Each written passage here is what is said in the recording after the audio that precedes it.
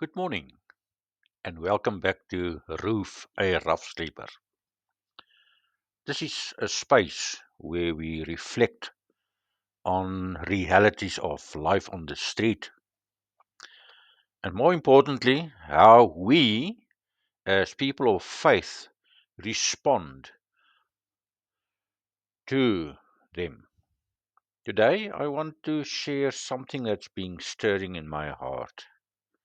A message from Proverbs 21 that challenges us uh, to shake us up and to call us to think deeper. So let's read from Proverbs 21, verse 25 and 26. The word is, despite their desires, the lazy will come to ruin, for their hands refuse to work. Some people are always greedy for more, but the godly love to give. I want to put that part, the godly love to give. I want to put emphasis on that. These verses pull no punches. They are honest and they force us to look at something we don't often want uh, to face. We often see someone sleeping on the street. What do we think? Some say, oh, they are just lazy. Others might think if they really wanted help, they can find a job. Or this one, why can't they even clean up around them? And honestly, some of these thoughts might even seem justified. There are people who sit without doing much. Let me tell you something about a man I met this morning. I wanted to give him some food, but he refused it. Sitting in a little bowl in the sun, I could see from his words that he is mentally disturbed. So he's actually a person needs to be in an institution, but he's on the street, sitting there on his own, refuse any help. Some even might admit they don't want to work right now, some of them. I had those conversations. A man once told me straight, just wait. People give. Why should I move? But does that mean we stop caring? What does that mean? Does that mean that we just close our hearts? Let me share another story. I met a rough sleeper who said, every morning I sweep my area, I clean it, I ask him, do people treat you differently because of that? He said, no, not really. They just pass by. And then there's the frustration when someone tries to create order, but someone else's undoes it. A man told me about the trolley collectors, those digging in the bins, often throw rubbish back into the space where they are sitting. What's the point of cleaning, he said, if the dirt just returns?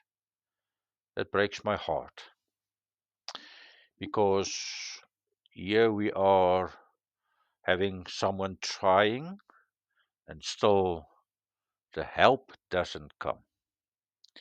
I spoke to a businessman recently who said, we already giving food, blankets, even jobs, and still they don't clean up.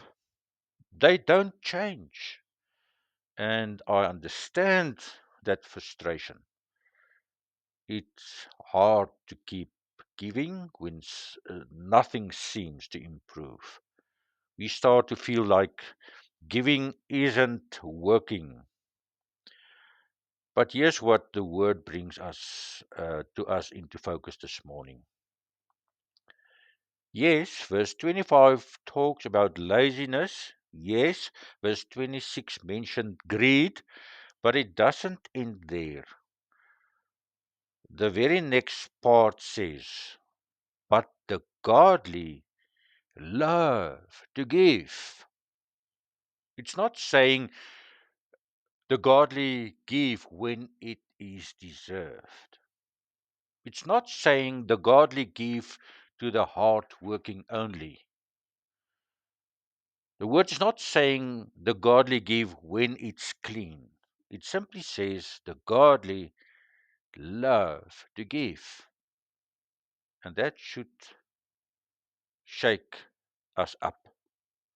Because when we make cleanliness or work effort a condition for giving, what we are really doing is protecting our own comfort, our own pride, our own distance. Giving is not about approval, it's about grace. God didn't wait until we had our act together before He gave. He gave when we were broken.